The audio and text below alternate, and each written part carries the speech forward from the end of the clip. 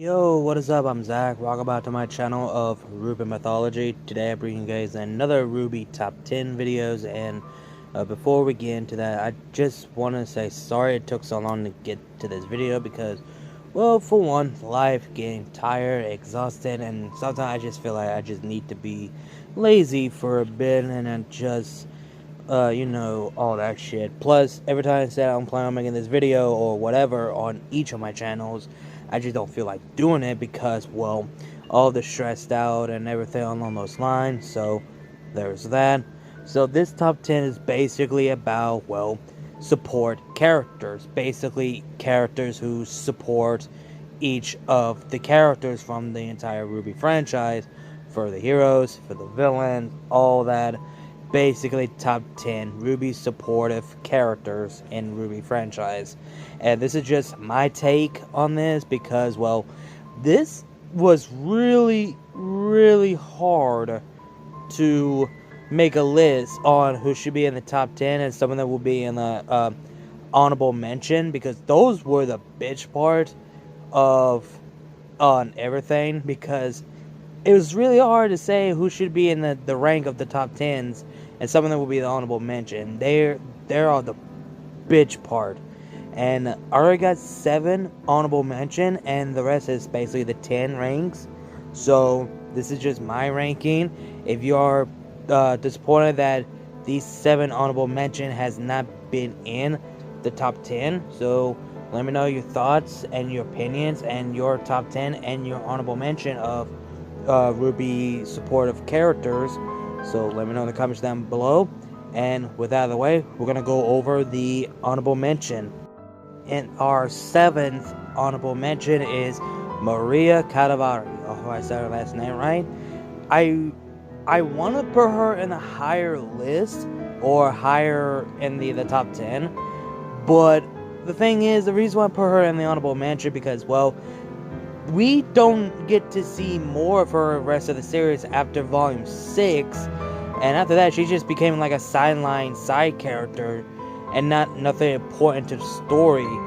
And I was hoping that Maria was going to be like a mentor to RWBY that she needed, something that we were all hype about, but apparently she only taught her a little bit that she knows, and that's it. And I hope volume 10 that we do get to see that, more mentoring on between Maria and RWBY. Hopefully we get to see that, but I was kind of disappointed that she hasn't done anything much of the series. I mean, I do love Maria and her being supportive with other characters like Penny, what's his name, what's his name? The voice actor who plays Lee. Pietro. There you go. That came to my head. And RWBY and the gang, everything like that. So I wish she could have done more, being like a mentor figure for RWBY, but that's just me. 6 is Ilia.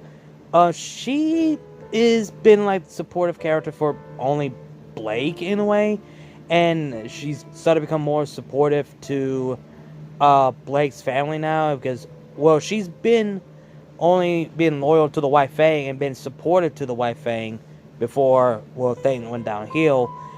I don't know why people think she's a supportive character, but there's some people say they love Ilia because how she is and her character has grown.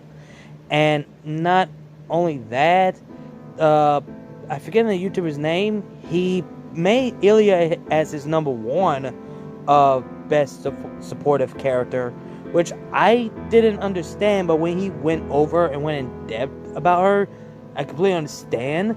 But to me, I just don't see it in his point of view. So yeah. 5, Roman Torchwick. I don't see how Roman is a supportive character, because he only supports only himself, but he has Neil by his side. There's someone that he could trust, someone he could rely on, and them two always have each other's back. And he's a smoothing criminal, and he does things his way, but that doesn't mean he will support the people that he works with, like White Fang, Cinder, and everything like that. But in the Roman holidays, he's more of a on his own, more of a lone wolf type. And I'm still kind of pissed we don't want to see, honestly don't know about his semblance and find out that he doesn't have a semblance, which is kind of disappointing. But I don't see how people would have Roman in their top 10 ranks, in my opinion. Yeah, that's basically it. 4, Sun Wukong. Yeah, I know a lot of people are going to give me backlash on this one.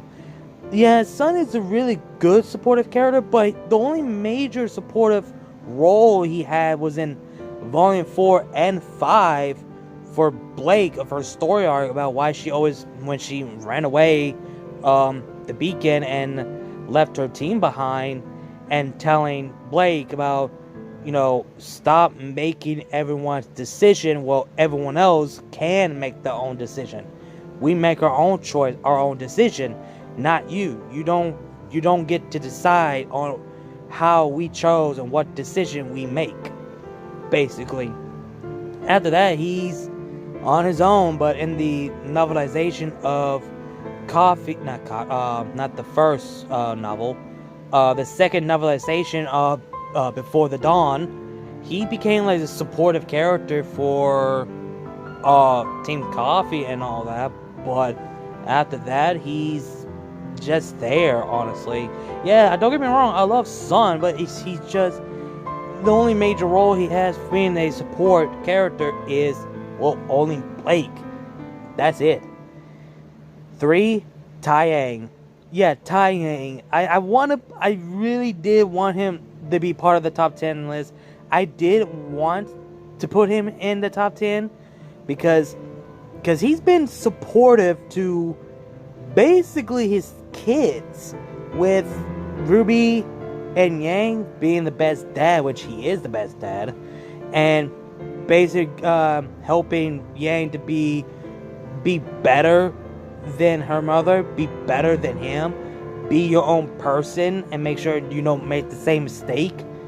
And not only that, he became like the best mentor and a teacher for Yang, which is fitting because you got Crow teaching RWBY and Tai training with Yang, basically of their own skills, because Yang is more hand-to-hand. That's why Tai is training her.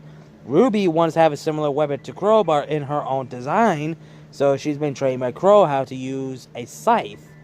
So there's that. But I wish we could get to know more about Tai. We only know so little about him. We know a lot about Crow and Raven. We're starting to get to know a lot more about Summer. And we honestly don't know much about Tai. And we honestly don't know if Tai even had a semblance. Like, we know he's a hand-to-hand combat. He does have a weapon. And we honestly don't know what his semblance is. They never gave us that information about that. Or he's just like Roman Torture, that he doesn't have a semblance, just an aura and really good fighting skills. But that's just me. Top in the second is Raven. Okay, Raven has not been that support. Yes, she has been looking out for Yang, even though she doesn't want nothing to deal with anybody, but she does care for her own daughter, and she's trying to, Yang doesn't go down this path of, fighting Ozpin's battle that they know they can't win, and try to save their ass, but apparently they ignore it. And not only that, after what she did and her falls just tore her team apart. But I feel like is Summer's fault that tore the team apart for lying for, Summer's last mission. So, and people are gonna blame Raven of it. And yeah, I just don't see how Raven is a supportive character for each of the characters for their own story. Her only story that is involved Yang as well, for their moments each other in Volume 5, and that was it. And yeah, the only thing she has done for Yang is been looking after her, make sure she stays safe, and make sure she goes the path that she want her daughter to go. That's it. She's been there for her. Yeah, some people say that she's not a best mother for abandoning her child, but that doesn't mean she's still going to keep an eye on her to make sure that she stays safe. Even though she doesn't want to admit it, that I don't show my emotion. I don't care. If you're strong, you're strong. If you're weak, that's in for you. I have no problem with that. But she still cares. She still cares of her own daughter. So there's that. Number 1 for the honorable mention is Oscar. I wanted to put him in top 3, maybe, because of how far Oscar has grown as a character and being more supportive character. Like, he's like mix of a main and supportive character for the RWBY. Like, being the reincarnation of Ozpin, has this responsible, being the light, the hope, and the support of the character, and being his own person without Ozpin's guidance, all that. And not only that, being like a team leader in his own way, because I feel like this was like the missed opportunity for Volume 8 to, I feel like Volume 10 is going to be like the missed opportunity, because, since Team RWBY and John are back to Remnant and arrived at Vacuo, I feel like we're not going to see the day after they fall, and they've been gone about a week. We might not get to see like a flashback or the episodes before before they arrive back, because I want to see how far Oscar has grown and being this responsible and be the leader that he never thought it would happen, because he has learned for being a leadership from both RWBY and John, because he admires them, he looks up to them, and he's been supporting them. And seeing him have that role as a leader for the other group would be interested to give him a development. But I feel like that will not happen because, they're back, and Oscar is going to go be the supportive third main character or something along those lines, because he has that potential to be the main character, because he does have that feeling. I mean, he does have that kind of being the main character in a way. So I want to put Oscar in the higher list. I really want to put him in the higher list. But if I had to say the honorable mention in the highest list of the honorable mention would be Oscar. So that's basically it of the honorable mention. With that out of the way, let's go ahead and get into the top 10. In our top 10 is Arthur Watts. I put him in the top 10 because, his role in volume, 6 and 7? No, it was 7 and 8. No, I keep forgetting. I think it's somewhere, no, it's 6, 7, and 8. My bad. Because I literally lost track. And how he became the main villain in volume 7. And how role he had, and had a supportive character for the villains. And none of that. I just like his moment with Cinder when he's spitting facts. Like, yeah, I'm being supportive, I'm trying to warn you, but you don't fucking listen, so it's my job to spit a major facts on your ass. Like, you failed. No matter what you do, you always fail. You lost against, you failed against Raven for Get the Spring Maiden and the Relic of Knowledge. Oh, you failed against Onward War Machine, and also his trustworthy soldier went to Shnee, and also you failed to get the Winter Maiden, and that Winter Maiden is in that freaking War Machine. And wait, who was the person who warned you all this shit was about to go down? Oh wait, I did. I just love that line. Like, he is spitting facts, bro, because that's what every single some RWBY fans have been trying to say to the Cinder for God knows how long. And it's kind of sad that he died in volume 8. Like, damn, I mean, yeah, it wouldn't make sense because I don't see any role for him to volume 10 or whatever. So yeah, there's that. So yeah, I put him in the top 10. Top 9, Winter Schnee. Okay, Winter Schnee has been a fully loyal and support for two characters in the RWBY series. That is Ironwood and her younger sister, Weiss. Because how she has far grown. Not only that, I like how she's had that conflicts of Ironwood's decision and his order, and that made her go against Ironwood because how far he has gone. And not only that, she cares so much of Weiss, and she raised Weiss because, well, the father is becoming an abuser and hunger for power, and her mother became an alcoholic when she learns that Jocks only care about, well, didn't want to be married. Well, no, he doesn't care about their marriage. He just only care about to make sure the legacy stays alive, and only care about, you know, heir. Like, okay, I need heir to, you know, keep this company alive. That's all he cares about.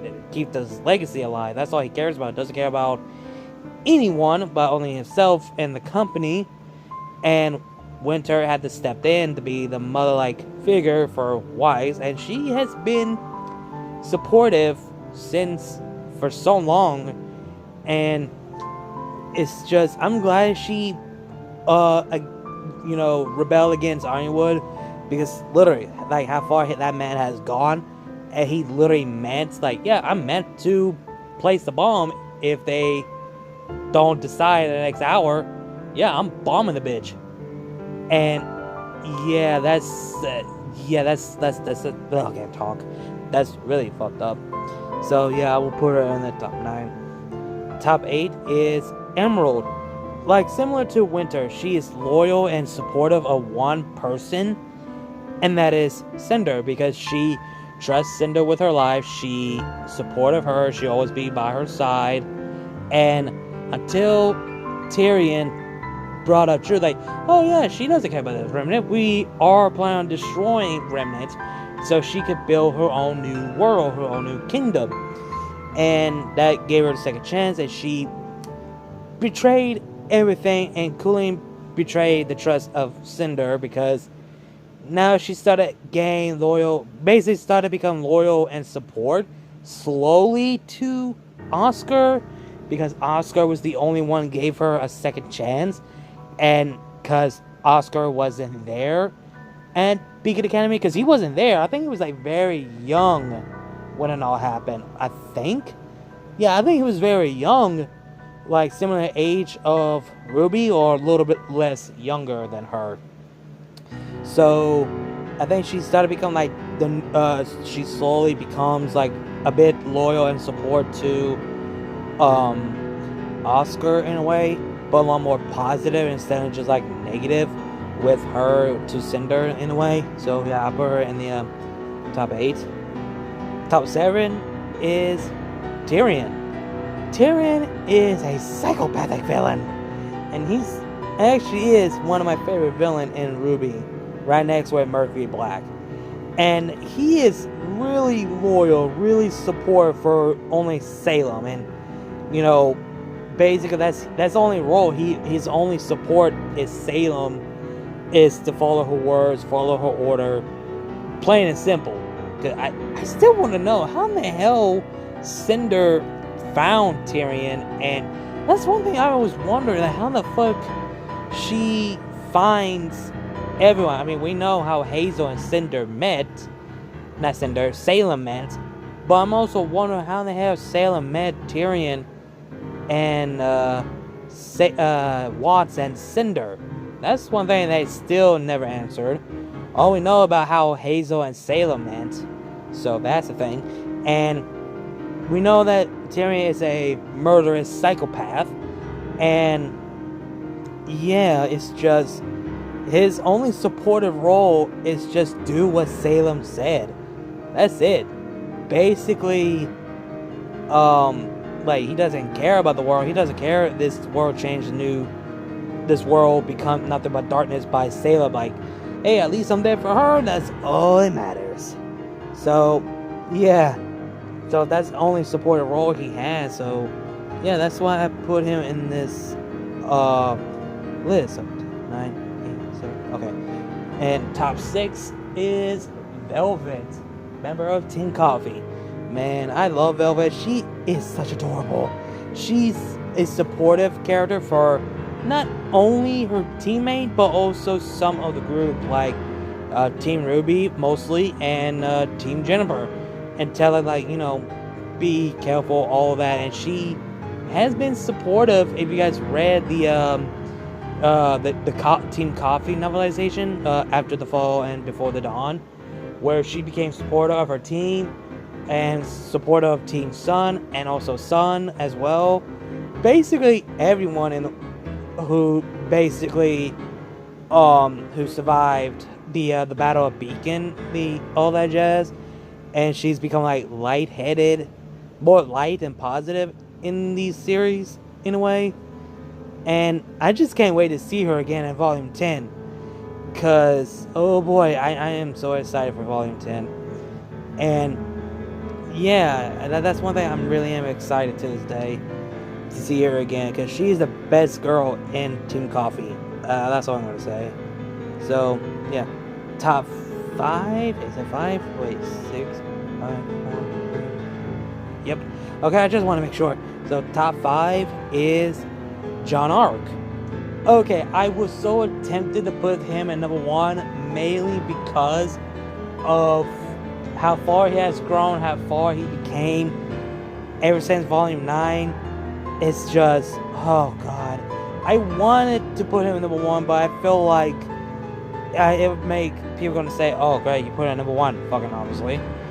Okay, I put him at number 5 because he is a supportive character, hands down, because he's been showing support to everyone, to Oscar, to his team, to RWBY, and all of it. Like, he's been supported to those people that I mentioned, mostly RWBY, because the person that he trusts, the person that he trusts, and the person that he could rely on, and the person that he could support with, and seeing him and RWBY going at it in Volume 9, which I already made a video about it, which that still hits me the heart, cause fuck, it's just fucking hell, seeing him broken and in a despair. And keep this in mind, even though John is back to his younger age in Volume 9 at the end, he still have that white hair, and he still have that memory of the experience what he went through in the Ever After. So basically, John is still old in his younger body. So he's still that white. He still got the white hair. So it shows that he's still old from his younger body. Basically, kind of like, oh, I'm old, but I'm in the younger age of my body, basically. And that's basically what John is to this day. And yeah, he's been a supportive character, because if you watch the entire RWBY series, you know that John is a supportive character. So there's that, and that is why I put him in number 5. Top 4 is Penny. Okay, she is the supportive character for only bringing the light, the pure light, in the dark days in RWBY, but sadly that's been taken away, because no one should be that pure. If that someone is that pure, that person is going to die. So that's what happened to Penny twice. And oh god, it's just like how much Penny gave the support to everyone, and how much she impacted everyone when she died along those lines. And Penny was the first ever true friend that RWBY... No, actually, I'll take that back. RWBY is Penny's first ever true friend that she knows since Beacon Academy. And seeing her die and her heartbreaks RWBY once and then twice. Oh, God, that fucking hurts. It really does. And on that, I do like how her character in Volume 8, how she's starting to have this conflicts and have this new responsibility to protect the Winter Maiden power, and became a target for both Ironwood and Cinder. And also, she doesn't know what to do. She's trying to live her own life. She's trying her best to be a normal girl, but how can she if someone is going after her? And how can she if anyone is protecting her while she can protect herself? And it's just fucking hell. Like, it's basically the music for Penny. Basically, this is the last time we ever get to see Penny again. So it's just fuck. I just don't know what to say about Penny as well. So it's just kind of sad. Moving in the top 3 is Crow. Crow, oh my god, how do I say about him? He has been support to his nieces and the other kids. Blake, Weiss, Oscar, Ozpin, every single people he knows, he has been supporting them for so long, including his teammates for so long. And no matter where he, becomes friends with the people that he knows, and protect the kids, and been supporting, make sure the kids, get to their destination safely and easy. And not only that, is what he's been through since Volume 4 through 8, because being poisoned, being betrayed. All the huntsmen and huntresses were killed in Haven Academy because of Leo. And find out the truth that Ozpin kept a secret from him. And Clover died by the hands of Tyrion by using his own weapon. Basically, the person that he trusts, someone that he could finally control his semblance, and then get taken away. And now Volume 8 is bloodthirsty vengeance on Ironwood.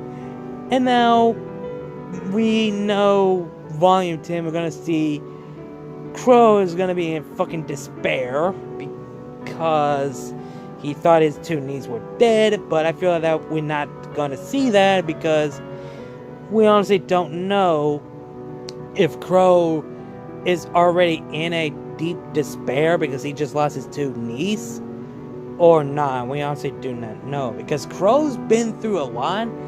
And he needs someone to support him, like his nieces. And first it was Clover, then Robin. So those are the 2 people he did, well, minus Clover, because he did have Clover of his support, but until he died. Now he got Robin to support him, and his 2 nieces, mostly Ruby the most. So yeah, like, Crow cannot even catch a fucking break. Like, at all. So, yeah. Coming in top 2 is Neapolitan. Okay, Neapolitan, how do I say about her? Her only purpose was only supporting Roman torture. She never had, like, any development or any role for the story, just being, like, a right-hand person for Roman and supporting him. And later on we found out that she does have feelings for Roman, and she is like, Roman was the only friend that Neo ever had, and ever since Roman died, that literally broke her and became the villain for RWBY, and she became the main villain for Volume 9, which she did an amazing job for breaking RWBY, like, fuck. And it's just fucking hell. And it's her moment. She was, if you, okay, I can't talk. If you guys saw my video that Neo became a tragedy character or a tragic character, she became nothing but a box-like character to a tragic character, which is holy fuck. And we all know this is not going to be the last time we're not going to see Neo. We will see Neo again eventually, whenever the time is right. And it's just, I like it how they end her story there, but we know her story is not over. I mean, who knows, we might get to see Neo again, but instead of Neapolitan, we might get to see Trivia, Neo's actual name. And who knows, we might get to see Neo speak. And that is something we could see again. And yeah, and the one thing that's kind of sad for Neo, like, all she wanted in her life is someone who will accept her and someone that she would have friends with. Like Roman once said, to have what they love or to have what they want or something like that. And that's basically what she wants. She wants what RWBY's having.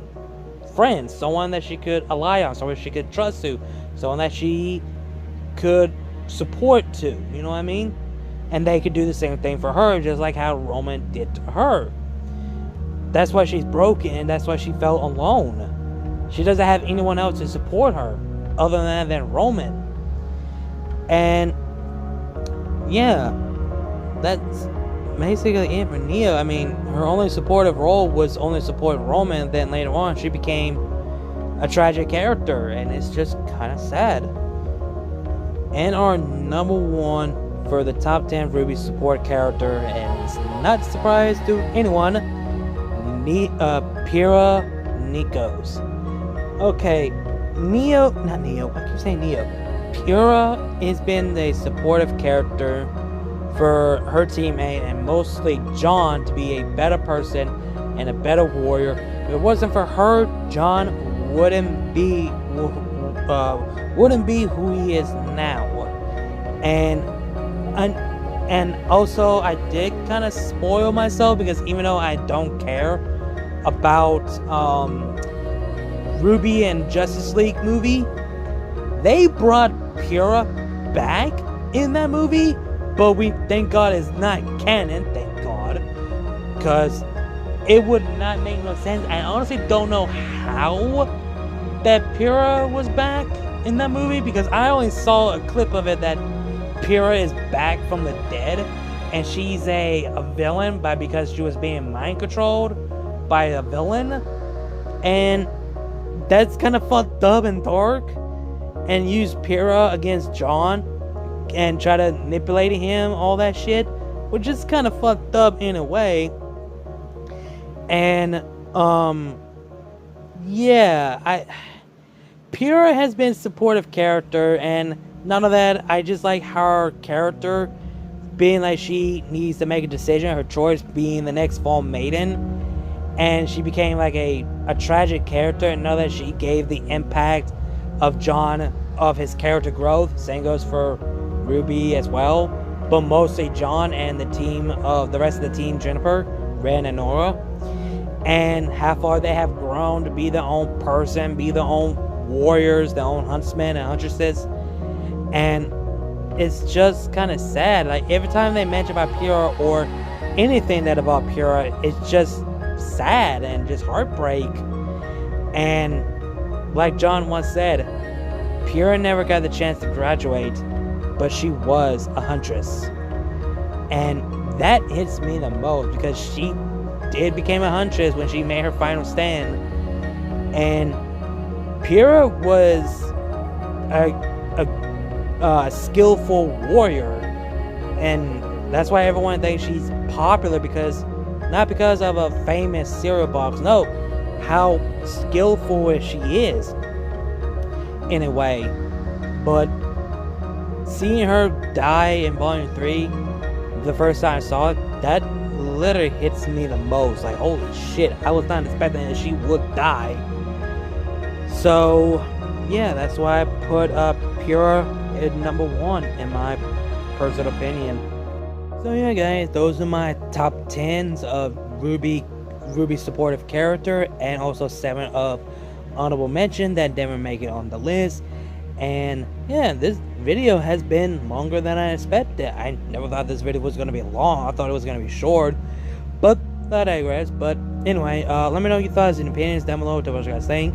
What is your top 10 and your honorable mention of RWBY supportive character, and tell me why. And also be on the lookout for another RWBY video that I have planned. If you guys not seen the community tab, that well, about why RWBY meant to me and why it will always be like a masterpiece. Well, I want to say, I mean, it is a masterpiece, but it's basically evolved. What does RWBY mean to me and why it's perfect? Not perfect, masterpiece. So be on the lookout for that one for the 10th anniversary for RWBY since the series has been out. So yeah, be on the lookout for that one as well. I'm gonna try to write the script down as possible.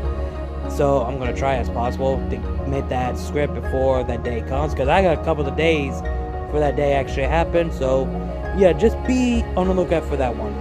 But, and also I forgot to mention, I'm sorry I have not been posting any RWBY related content, because like I said, I've been busy with life and been focusing on my main channel as well. So yeah, I'm gonna try to post some RWBY content as possible. Just don't know what type of content I will have in mind. I still have the idea of reviewing each of the chapter of the Fairy Tale Remnant. I'm still doing that, but I just need to figure out when I'm gonna do it as possible. So there's that. And yeah, that's all I have to say. Hope you guys enjoyed the video. Like, comment, share, subscribe. Links to my other channels, my social media will be down below the description box. You guys know the drill. Again, like, comment, share, subscribe, and I'll see you guys later. RWBY is love, RWBY is life. Keep moving forward, and I'll see you guys later.